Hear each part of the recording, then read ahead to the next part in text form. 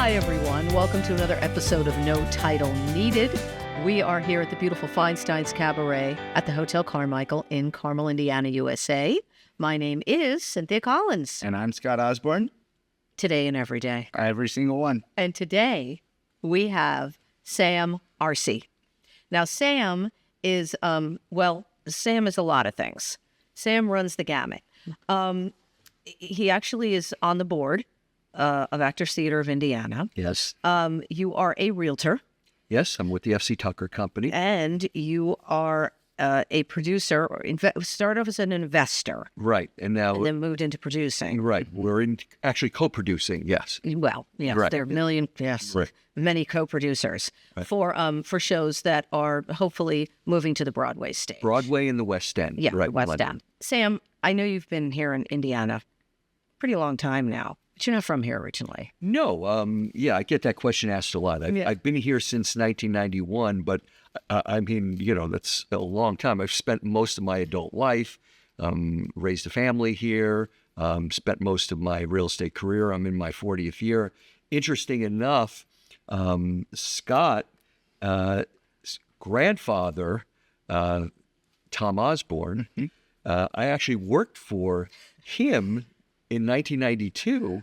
And I managed one of his offices. And so I worked for the A.H.M. Graves Company until we actually merged with the F.C. Tucker Company. And management was a role that was a fought-for role at the time. So because I got into the business in New York and Long Island, I went to the same high school as Billy Joel. I grew up in Hicksville, New York. Scott's father and I were like brothers from another mother, so we were good friends.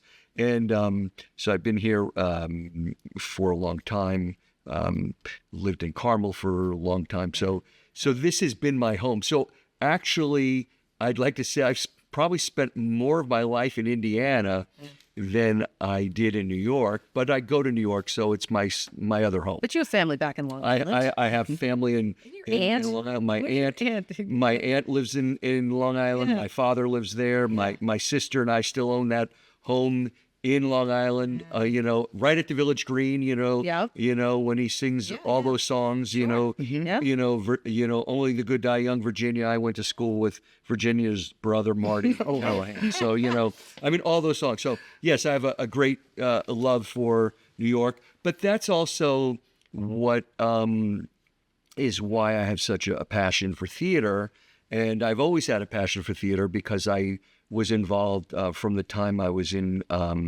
young, and actually my parents, my first Broadway show I got to see was in 1972, was Jesus Christ Superstar, and which I was 10 years old. It was huge. Interesting enough, this is a fun story, fun fact.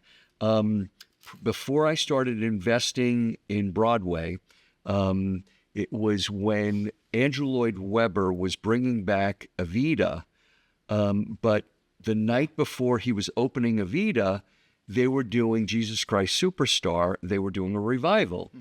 And that day I saw Godspell, and it was springtime, and that evening I was seeing Jesus Christ Superstar. And at the corner of my eye, during intermission, I saw Andrew Lloyd Webber. Now, this is before Hamilton, before the song, I'm not giving away my shot, but I had one of those Hamilton, I'm not giving away my shot moments. Just for the viewers, this was all the revivals. This was revival of Godspell. Right. JCCC. Right. And interesting enough, I had champagne with Stephen Schwartz when I was involved with the Prince of Egypt. So I met some of these amazing people, but I went up to Andrew Lloyd Webber. I said, well, I'm only got one shot at this. And I told him, I said, Lord Lloyd Webber, as I genuflected. Yes, sir. And I said to him, yes, sir. Yeah, well, he was Lord at the time, Lord. And I said to him, I just want you to know how much this show means to me, because this was the first show I ever saw. And in that show was also Ben Vereen.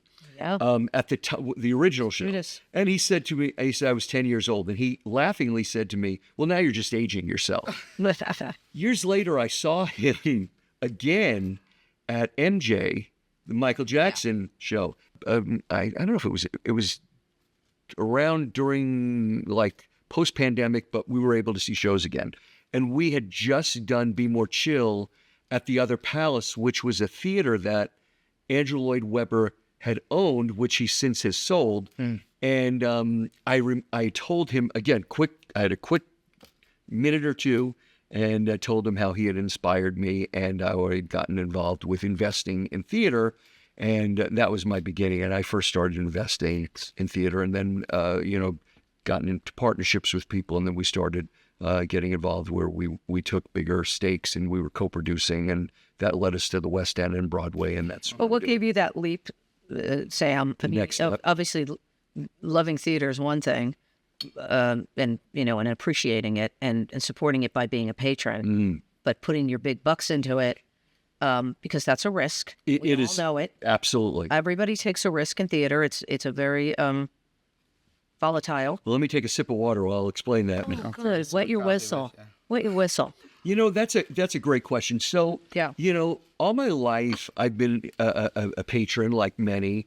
I've seen, it's countless. I mean, I've never counted, but hundreds and hundreds and hundreds of Broadway shows over the years, and I've always, gone back to my happy place of Times Square and in the theater district, and seeing these shows.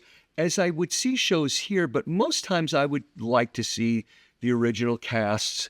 Everybody's seeing Wicked now, and they're seeing the movie, which I absolutely love. Saw it twice. And the OG girls are in it. Adina and Kristen, who I've met. Right. No.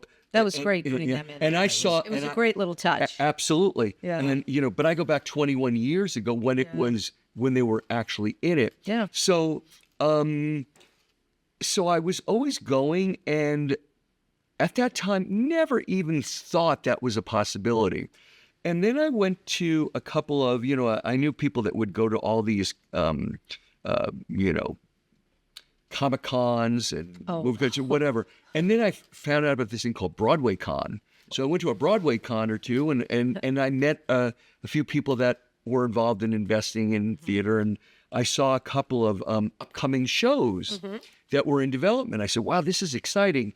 And then that led me to something. And I was at a show that I saw that was in development that was now on Broadway. And I met a producer at the show a friend who had recently, it was so sad, passed away this last year. She knew her husband, and she had posted that she was going to see her friend's husband's show. And I said, oh, Ken Davenport, who I've done shows. In fact, we just recently did, and it's touring now, A Beautiful Noise, which is the Neil Diamond musical. Diamond, yeah. But it was this show that was heartwarming for me. It was the best money I ever lost, because I got an education on theater. It was called Getting the Band Back Together. But I love the show. And I met my dear friend and partner, Scott, who's now a two-time Tony Award winning. Scots are nice. Yeah, Scott Abrams. And that led me to another friend of mine, Mary Maggio, who's two-time Tony Award winner. And you just start meeting. What I realized is that I thought what was a huge sandbox was not. Yeah. It was a much smaller sandbox. So as you start investing, people come after you. Yeah. Of course and then so that got me into other shows. I did American Son with Kerry Washington. I had some other, I was just started getting involved. I also had some success where Scott and I got involved with a show in Vegas, Chris Angel, the Mind Freak, the magician. Wow. That really hit super well. Yeah. And that hit really well, and it made money, and then that got us into doing some movies and things. So, but what really did it for me was I didn't do it strictly for the money. I did it as a give back. So over the years, as I had success in real estate, theater was something that I did. When I was younger, I loved theater. I acted, I sang, I took, dance lessons, singing lessons. I was much thinner then. I did ballet, jazz at Aglevsky's. Pretty svelte. You lost some weight after 2 years. Yeah, it's taken a lot of work. Yes, That Peloton treadmill and that tonal. And but I do it now mainly for my 2 grandkids because my Dean and Izzy, because they're, one's 2 and the other one's just a few months old. And, I don't want to be that old grandfather and, New driving passion. Yeah. Right. But so what happened was Hold on. Let's take a break. Take a quick break. No, hold on. Let's take a break. Wonderful because now stories, you're but- going yeah. into now we're going to go into the Fantastic. But we'll jump back in. Hold on. Do not hold that thought and do not move. We're going to take a quick break.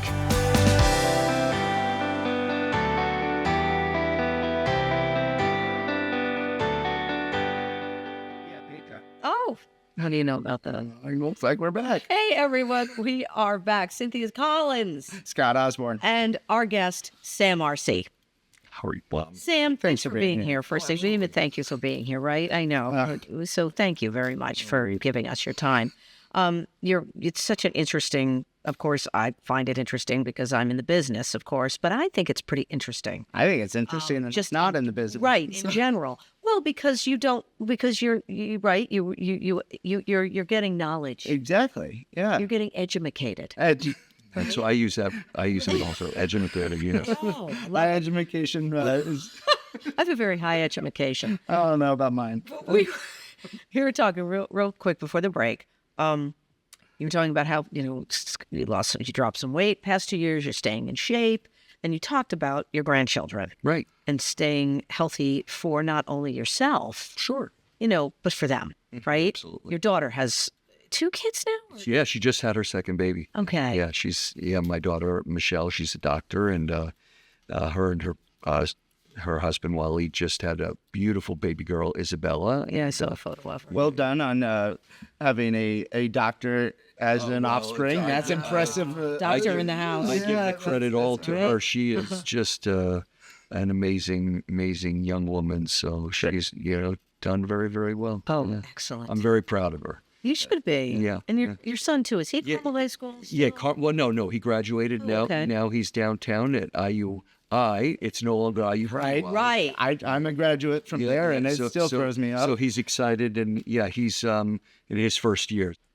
So, what current projects are you working on right now? A great question. So, literally just got back from London. We were in November. I had 2 shows in London that are currently in development. SuperYou, and that really excited about. A lot of people don't understand that shows take time to go through the process, and this is a show that I'm currently co-producing.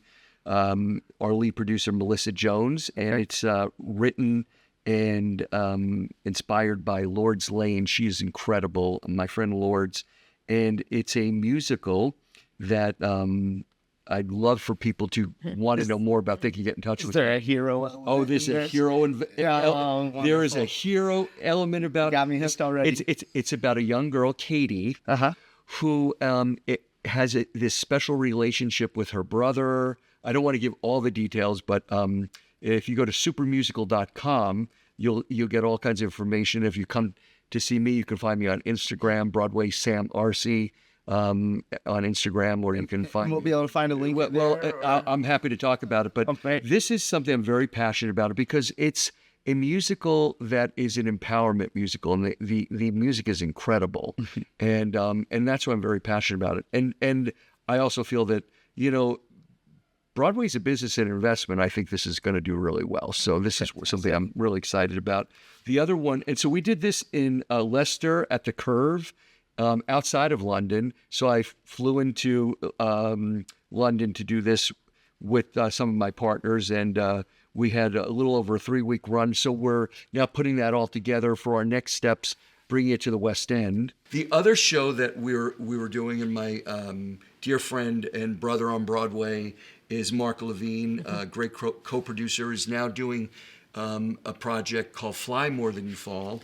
And Fly More Than You Fall is a new musical by Eric Holmes, book and lyrics, and Nat Zagri, music and lyrics. And this is we had just an incredible Looks run. like you got some cool signatures on there Oh too. yeah. Well, I always have signatures. But you might recognize the person that played the mother. If you saw the movie, The Greatest Showman, and currently in Wicked, she plays a teacher, Keela Settle, the bearded woman. She was in it. So this was just one of the people in it. So I was really excited about that. And that one had a great run in London at the Southwark Playhouse. And so I was there for that. And while I'm there, I'm always seeing the latest shows, Operation Mincemeat, which is coming over to Broadway, and Benjamin Button, which is just opened up there. Love that story. New project that one of my partners and I are working on is based on a movie that you probably heard of, Clueless the musical. So I'm really excited about that. And that is a musical that the original who wrote it, Amy Heckerling, is also involved in it, and KT Tunstall is the music. So if you're not familiar with her music, she is just unbelievable, and Glenn Slater. So that's going to be opening up in March. Previews are going to start in February, and that's going to be at the Trafalgar Theater on the West End. And there's all kinds of neat projects that we're working on in development, still working on a musical that we've been working on. We did in London, Mandela, that will be... And one that a local person here that you probably know from Discovering Broadway, Joel Kirk, and it's a Hamlet pop musical. So I'm very excited about the development side, but also the business side. So if people that come to me and talk to me about the business side, because on the break you were asking me, this is also an investment, and people do make money at this. If you had money in some of these shows, we were talking about Wicked, Hamilton, and many of these shows we talk about recoupment. Yeah. Publicity's That's right. Yeah. And a lot of people don't realize it doesn't take a lot of money to invest in theater to make a return. It's not $1 million. An individual investor, they just have to be accredited, and that's something they can call me about. And when this comes out, they'll have my contact information. Make sure to post it. Yeah. Right, to learn about that, and I'm always happy to talk about what that looks like. But the great thing is there's always fun things that happen opening nights, and getting to meet people in the cast, and that's also part of the joy of theater. Yeah. But for me, it's the give back and being part of, and that's something that always resonated me. You had asked me earlier in the interview, and that is, I knew early on that, Cindy, I've been following your career, and I'm as an ATI board member. I love being part of the local theater community, and I want to say this, that being part of the ATI board is an important part of my give back here locally in Carmel, because ATI is Broadway in your backyard. So I encourage everyone to come see a local theater production, especially at ATI. We have a new show coming up, Whodunit, and we have Titanic coming, and 9 to 5. But the reason why I say that is local theater has so much to offer. And then go see Broadway shows. We have stuff coming here. But if you ever have a chance to come, and tours. Regional theater and tours are where most of actors work. Exactly. In our business, the most employment we get is regional and Absolutely. tours. And that's why I give back. And I've been fortunate and blessed in real estate, being with Tucker, doing what I do, doing what I love to do. And that's where I give some of my resources back to employ, to help these people, because that's how the world goes around. It's so personal. You're just such a personal dude. It's wonderful to see that. I mean, I think of real estate and the theater, the element of the theater, that it's a beautiful fit for a guy like. Well, you're in the arts, and I've supported you when you were doing, when You've we did been to all my shows. That's right, and in ATI, I mean, the amazing floats that you've built. To me, if we don't support each other, without the arts, right? What would it'd be pretty boring, right? It'd be pretty boring life. What would we Well, looking at right now? Nothing. There'd be nothing. Interesting enough, Feinstein's here holds a specialness to me because I'd always go to Feinstein's Yeah. 54 Below 54 in New Below, York yeah. and Cabaret is so much fun. It used to be over at the not the Carlisle. Where was he before 54 Below? Feinstein's was in a few places. Yeah, He was over on the east side for a while. Yeah, I like going to But to now those he's things. been at 54 Below for a while. So yeah, so when he Feinstein's was doing that, they're no longer. It's no longer Feinstein's. It's a non-for-profit, the 54 Below. Yeah. But this place is so beautiful, and I love this hotel, and I love this place. That's nice. We got one more Yeah, question yeah, for question. you. Yeah, let me hear this Question of the question. week, and it Here we might go. it's an easy one this week. But what do you prefer, a book or a movie? That's a great question. For me, and here's the reason, movie. I'll tell you why. Because I'm a visual person, and that's why I think theater resonates with me. I've been all throughout my life going to the movies.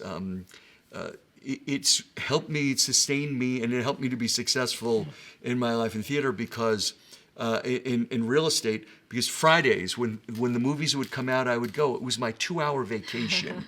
I could go to the movies and get lost in it, even with something on my mind or a problem, and not think about it and come out with a solution. So for me, I love movies.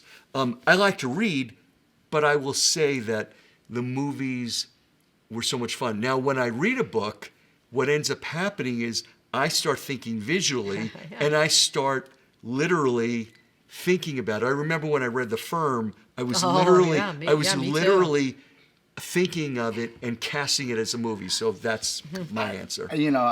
And we all answer this question of the week, and I can completely relate. I'm also very visual, being an artist, and I gotta say, movies for me, but I get a lot out of them, especially over the last few years, taking on, a more of a videography kind of approach, thanks to our producer, Philip.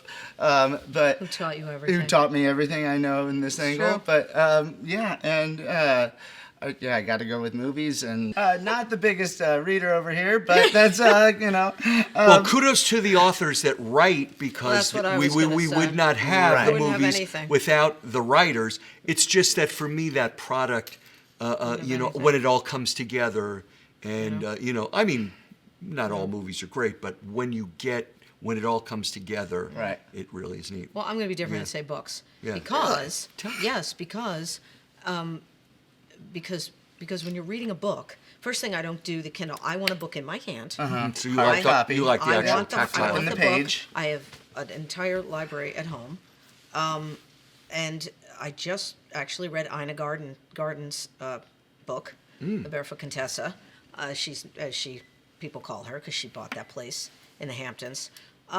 Very interesting, but I like reading books and I like having books because that's where, like we said, that's where you get everything. And as an actor, I'm reading scripts. So I'm reading a script. I'm going to do a show, I'm reading the script. Nowadays, you can go on YouTube, you can watch Sure. anything, you can start. That's not the way it was. Right. And I had to read the script. Yeah. I- I memorize and- it, as a matter of Well, fact. of course. Yeah. And then you went and listened to the album at the library of the show. I mean, If you wanted an answer, you had to go you had somewhere. to go to Lincoln Yeah, Center and Google get your one. album Yeah. out, put your headsets on, and listen to it. Yeah. So that is just in me, reading, because you have to read the script. Right. And I just do. I like reading a book because it's your imagination. You're picturing it. No one else is. You are. It's your interpretation. And I like that. I will want to say this. Yeah. I am having a lot of fun. So I get a lot of time with my grandson Dean, and Dean likes to pick out books. So I read to Dean all the time, and for me, See? that's where those old little theater skills come out, because even it's reading spot where spot no, and so And it's in here It's with in him. it's Yeah. in here. But Yeah. you're doing the characters too, It's- aren't you? always do the See, that's character. great. You're Yeah. reading to your kid. I mean, that's Yeah. what makes it so much fun. Well, Sam, thanks for being here. We really appreciate it. And we'd also like to thank our sponsors, Del Carmichael and Feinstein's, for letting us shoot this show here. And it has been a real treat talking to you. You've had some wonderful stories. Well, I appreciate it. Thank you, guys. I really appreciate being here, and I want to wish you guys a great 2025. It's going to be a great year for all of us. Let's hope. Right. Let's hope. God bless. Thanks, Sam. I'm Scott Osborne. I'm Cynthia Collins. Thank you so much for joining us for No Title Needed.